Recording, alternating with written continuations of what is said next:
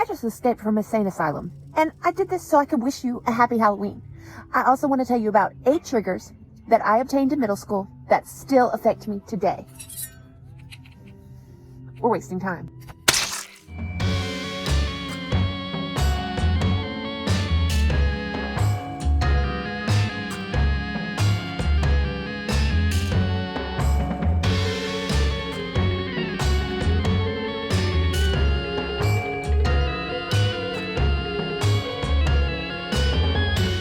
Hotties, welcome to my channel, or welcome back to my channel. I'm Ali Mack, and I am currently a 7th grade math teacher.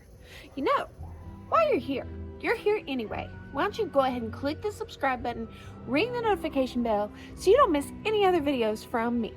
Do it now, please. Let's be friends. This is a good day. Halloween 2021. Just know that in this video that what we are doing today is all in good fun. My Halloween costume is a psychopath. Can you tell? And to celebrate Halloween, I decided to make myself look like a crazy person, because we know our triggers bring out the crazy side in us, right? So if you see me playing with a knife and being like, just know that I would never hurt a fly. I would never, okay? It's all in fun, and it's all for the show. So before we get started, let's discuss what is a trigger. A trigger is a psychological term that refers to when someone is set off by something that reminded them of a traumatizing event. The reason I decided to talk about triggers that I obtained from middle school is because middle school is that age when you don't really know who you are, and you find friends, and whoever you choose as friends could shape who you are. And sometimes these can get you into situations that will cause triggers for you as an adult. So in this video, I'm going to share with you 8 triggers that I have that I got after being in middle school. So I'm ready if you are. Trigger number 1, whenever I share a vulnerable side of myself, and then later that information is weaponized against me. For example, pretend I'm not going to tell you anything real, because then I'd be sharing something vulnerable, and this is public, and a bunch of people that I don't know might use it to trigger me. I don't know. So let's just use a hypothetical, shall we? So pretend I was driving along and I was paying attention to the radio or something, and I accidentally hit a dog. And then later I tell my friend what I did and how sad I was that I killed a dog because I wasn't paying attention. So fast forward, you get in an argument, and they might say something like, yeah, well, at least I don't go around killing dogs. That triggers me. Trigger number 2 is when 2 or more people are yelling at me at the same time. I can take criticism. I can get people to talk to me and tell me what's wrong. But when 2 or more people are yelling at me, that just sets me off really badly. Trigger number 3, I bet this is big for a lot of people.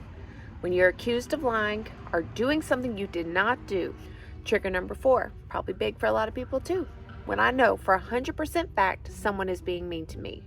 Now look, I might sit there and take whatever and think 99% and not say anything, but 100% I am going off.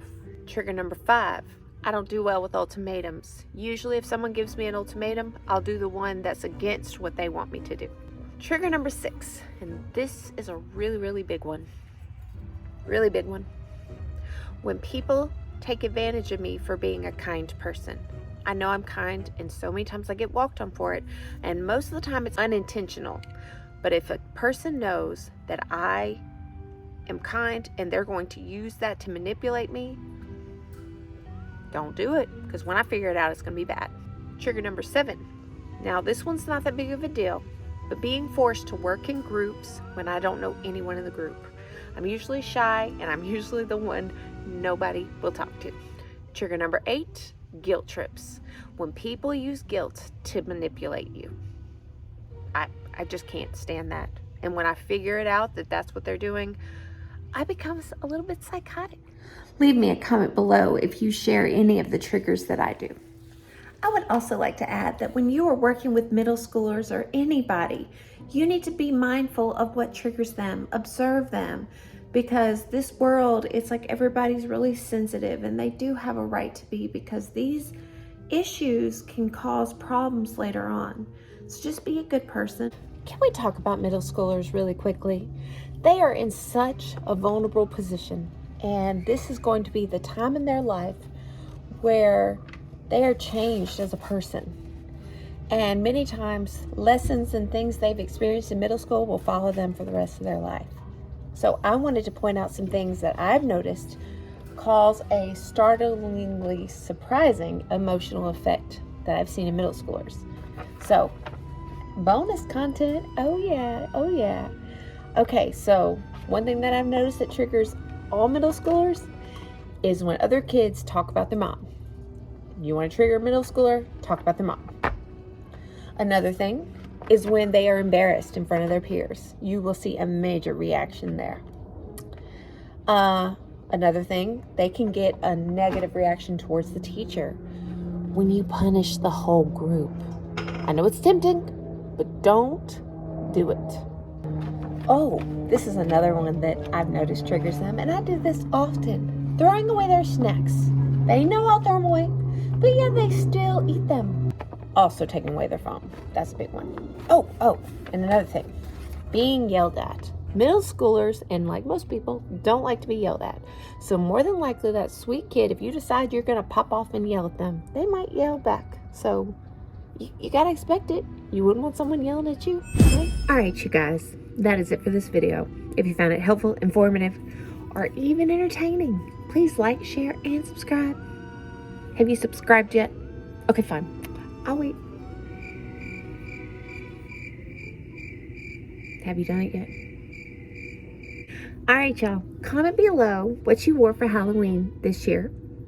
Or you can comment a pumpkin emoji or a knife emoji. And as always, you will have the best day ever. And I will see you in my next video. Goodbye. Let me try that again. Goodbye.